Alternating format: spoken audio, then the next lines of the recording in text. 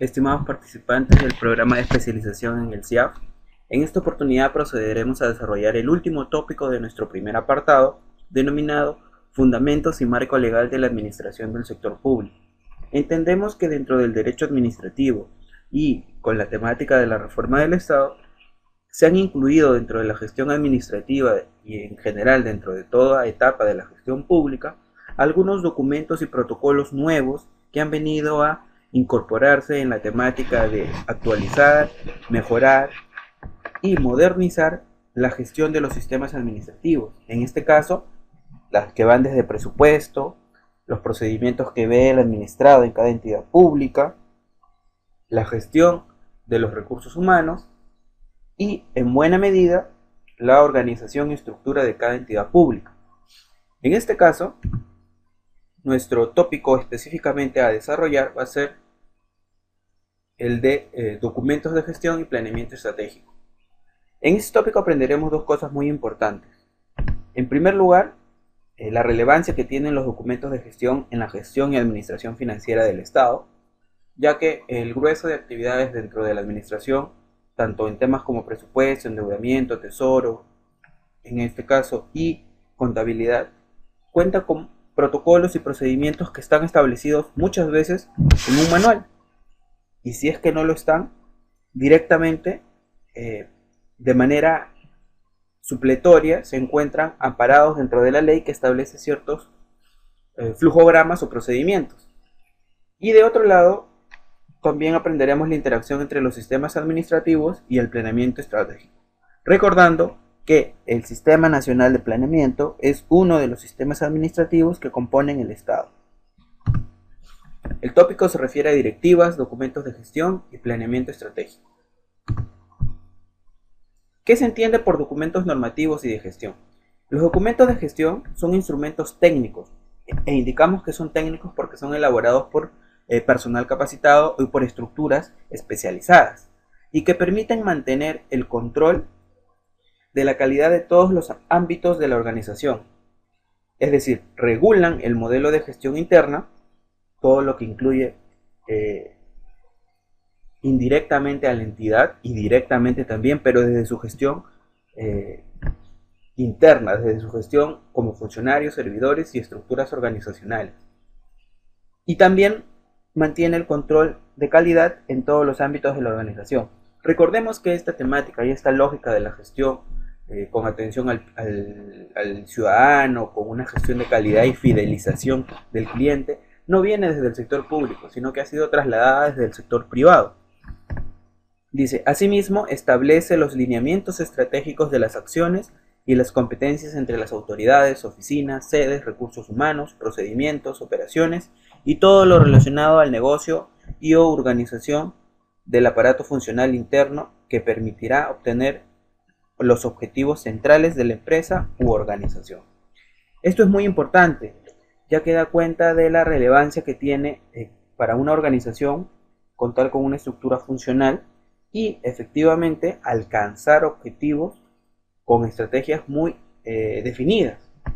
En este caso hay que señalar dos cosas. Básicamente, nosotros debemos formalizar las organizaciones públicas. ¿Y cómo se formalizan o cómo están formalizadas?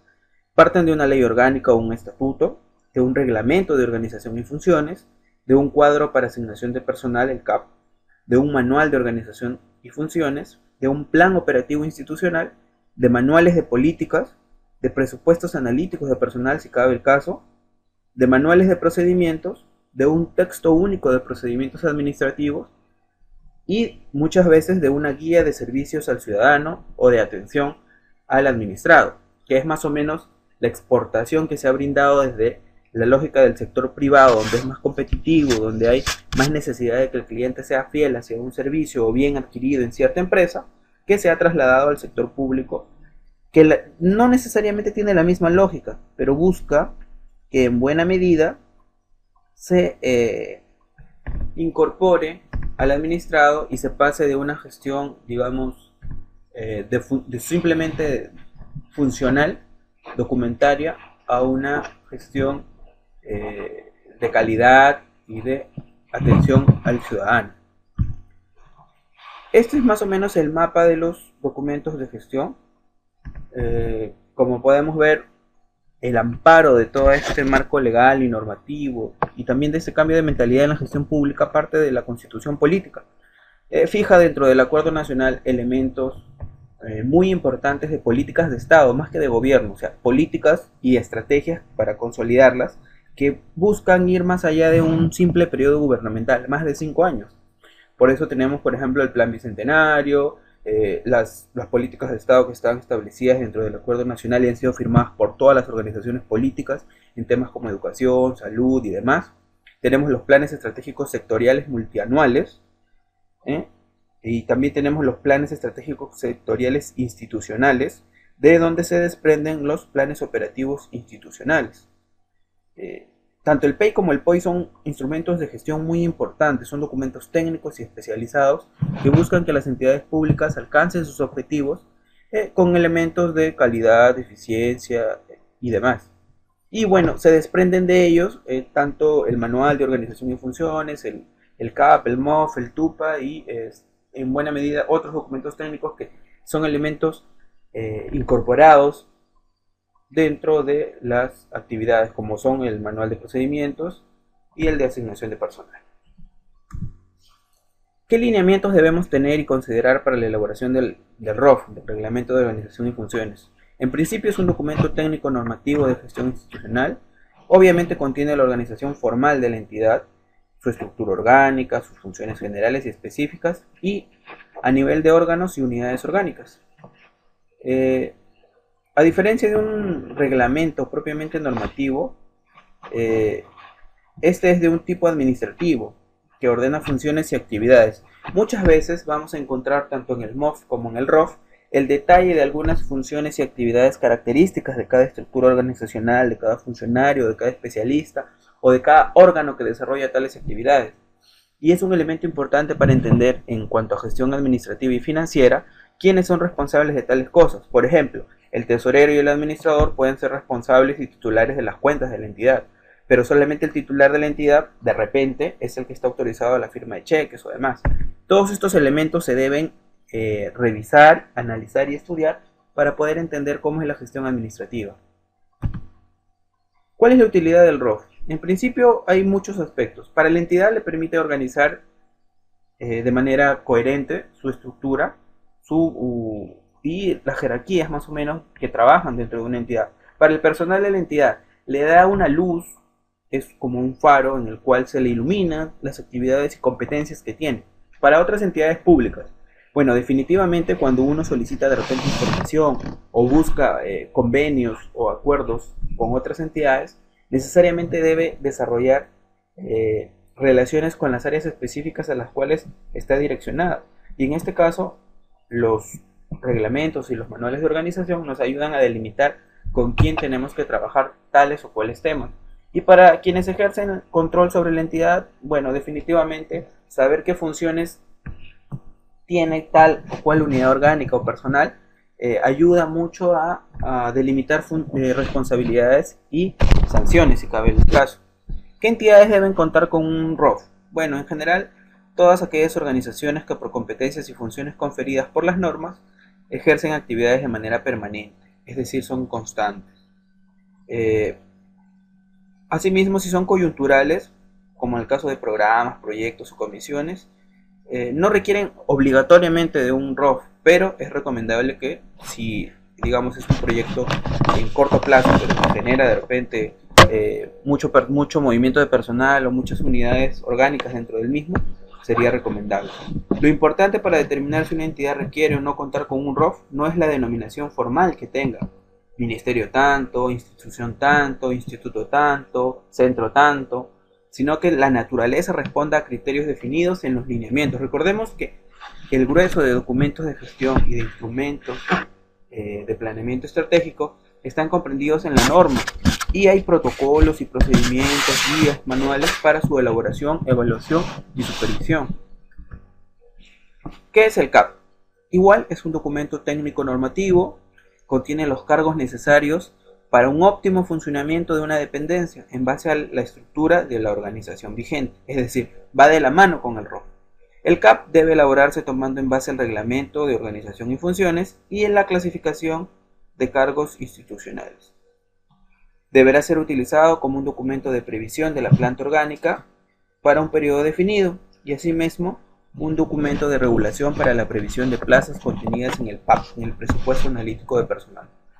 Quizás el CAP sea la materialización de tanto presupuestal como de recursos humanos de todo el personal que se requiere para darle vida a una entidad pública, y es por ello que su elaboración es muy importante. No todas las entidades cuentan con un CAP, ni mucho menos, digamos, con un PAP, pero la lógica, ya que esta se aprueba a nivel ministerial para poder asignar fondos de manera permanente, es que en corto o mediano plazo cada una vaya tomando sus previsiones para tener de una manera definitiva un cuadro de asignación de personal.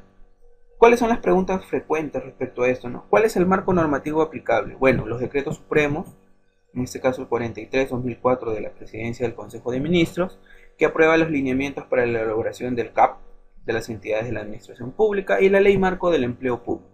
¿Cuál es el órgano responsable de la elaboración del CAP?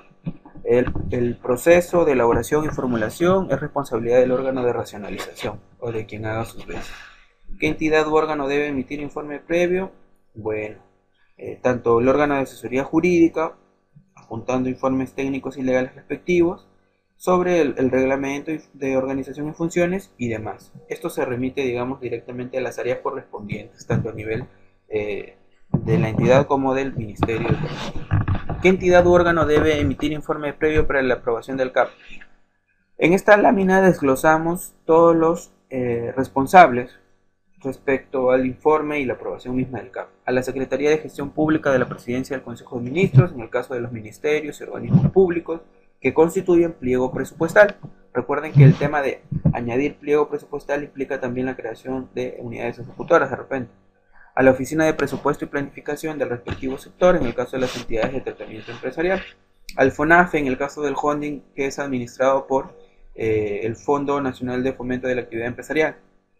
En el caso de las direcciones regionales, sectoriales y demás, se elaborará con las disposiciones complementarias de cada ministerio y debe emitirse opinión previa y demás. ¿Qué es el MOF? Ya hemos hablado del ROF, hemos hablado del CAP, ahora vamos a hablar del MOF.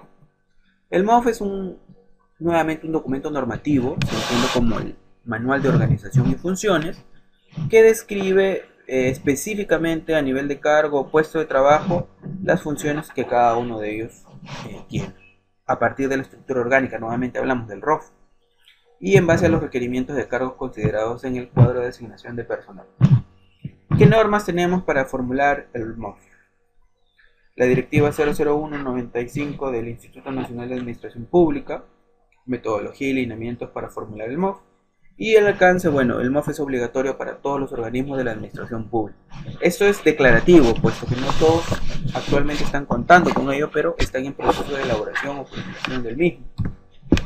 ¿Cuál es su naturaleza? Describe las funciones específicas a nivel de cargo o puesto de trabajo, a partir de la estructura orgánica y con funciones generales establecidas para cada dependencia. ¿Y cuáles son sus características? No será empleado para crear nuevas unidades orgánicas, puesto que se desprenden de las que están en el ROF. No se utilizará para crear cargos al margen de lo establecido en el CAP, porque van de la mano como hemos visto, y se elaborará independientemente en cada unidad orgánica establecido en el segundo nivel organizacional. ¿Cuál es su finalidad? Determinar funciones específicas, responsabilidades, autoridades y requisitos mínimos de cada cargo dentro de la estructura orgánica. Brindar información a los trabajadores sobre sus funciones y ubicación dentro de la estructura organizacional. Institucionalizar la simplificación administrativa para no tener de repente unidades que desarrollan la misma función o actividad, o personal que no conoce completamente sus funciones. Facilita el proceso de inducción del personal nuevo y de adiestramiento y orientación del personal en servicio. Todo esto se enmarca dentro de la planificación estratégica. ¿Qué es la planificación estratégica? Según Salvador Venegas, es un proceso que mantiene unido al equipo directivo y traduce la misión, visión y estrategia en resultados tangibles, palpables, visibles. reduciendo conflictos, fomentando la participación y apoyando el compromiso en todos los niveles de la organización. Es decir, la planificación estratégica es transversal a todas las unidades orgánicas, pero centraliza la decisión o el proceso de planificación en un grupo conformado por los miembros de la organización. ¿Y por qué se debe planificar?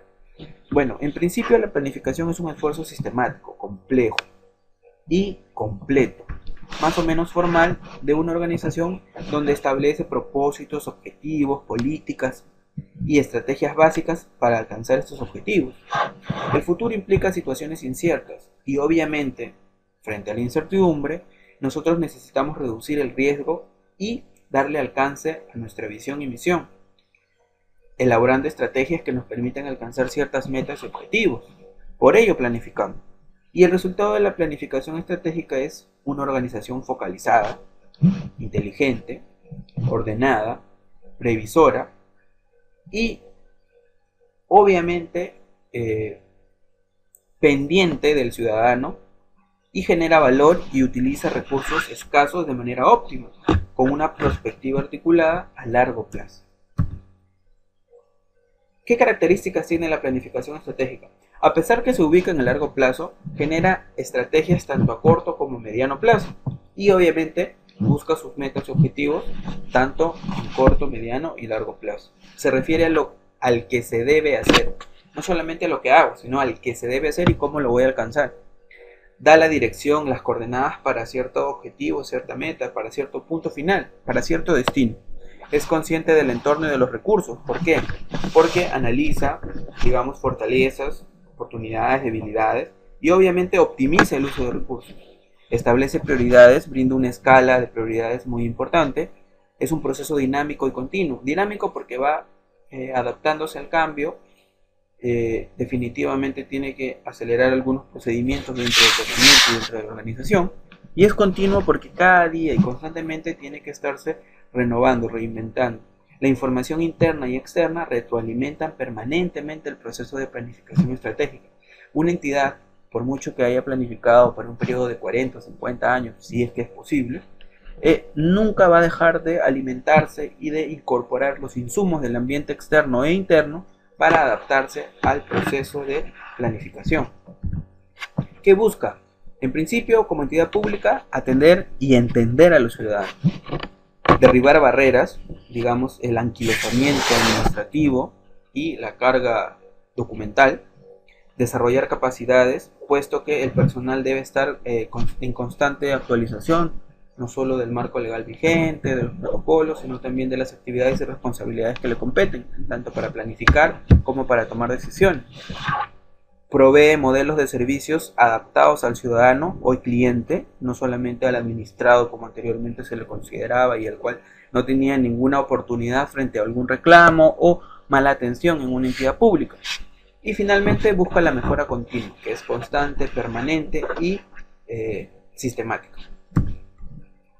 A nivel del gobierno nacional tenemos dos organizaciones, si cabe el término, que nos ayudan a entender el planeamiento en el sector público. De un lado tenemos el Centro Nacional de Planeamiento Estratégico, CEPLAN, que lidera el Sistema Nacional de Planeamiento, lo consolida y articula y contribuye al desarrollo sostenible, equilibrado y equitativo del país. Gracias a él tenemos una estrategia nacional como gobierno y también elementos frente al desarrollo como Estado a nivel nacional.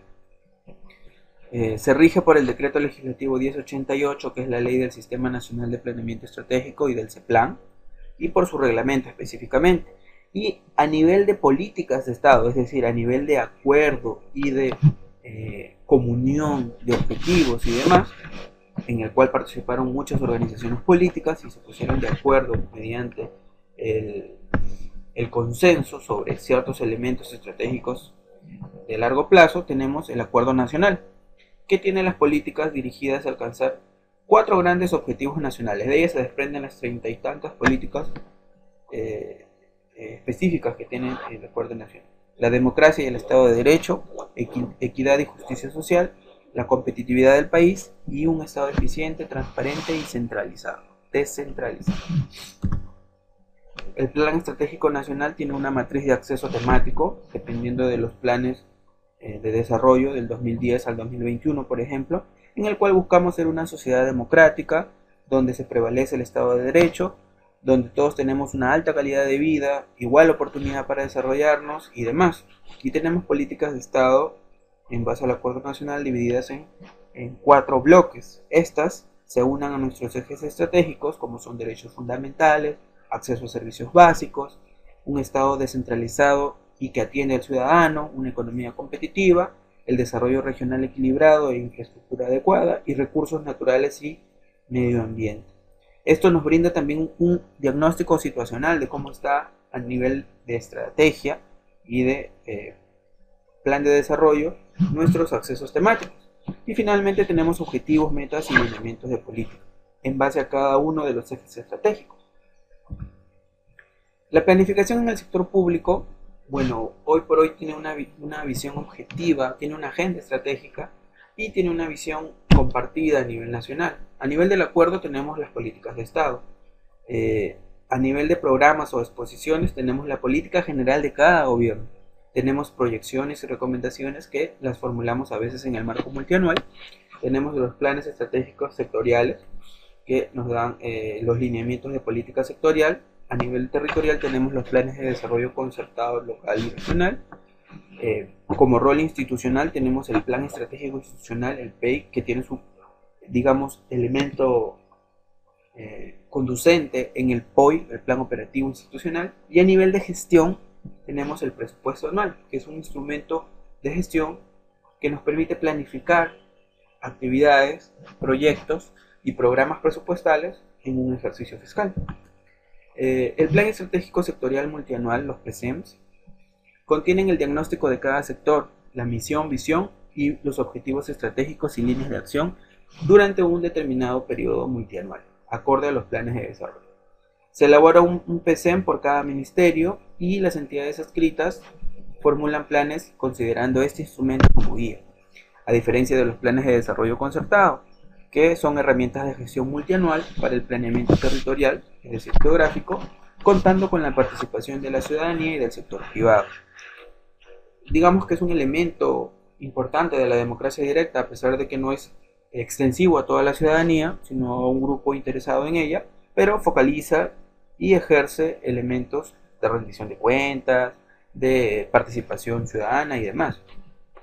Se elabora a nivel de gobierno regional, provincial y distrital, local. Contiene los acuerdos y compromisos con la comunidad concordantes con los planes sectoriales y nacionales. Bien, hasta aquí hemos visto los elementos que componen el planeamiento estratégico, su importancia. Hemos detallado los 3 documentos más importantes de cualquier organización pública, como son el MOF, el ROF y el CAP. Y también hemos brindado algunas luces sobre lo que es el planeamiento a nivel nacional. Esto es importante puesto que nosotros anualmente tenemos directivas sobre ejecución, sobre actividades de tesorería, con algún protocolo contable, y son prácticamente el reflejo de los procedimientos del marco legal sobre los sistemas que componen la administración financiera. Y de otro lado, tenemos dentro de cada órgano y dentro de cada institución oficinas especializadas como la de contabilidad, presupuesto, tesorería y demás que realizan las actividades y funciones comprendidas en la ley, las certificaciones presupuestales, las aprobaciones de notas modificatorias y demás, que los vamos a ver dentro del sistema. Hasta aquí hemos terminado el primer apartado. El siguiente apartado es directamente sobre ejercicios del módulo correspondiente en el sistema, en el SIAF. Para ello deberán actualizar e instalar el demo que ha sido brindado a cada uno de los participantes, ponerse en contacto con nosotros si es que surge algún problema para la instalación y recuerden que al final de este primer apartado deberán desarrollar una evaluación que comprende 20 preguntas sobre toda la temática trabajada. Muchas gracias y buenas tardes.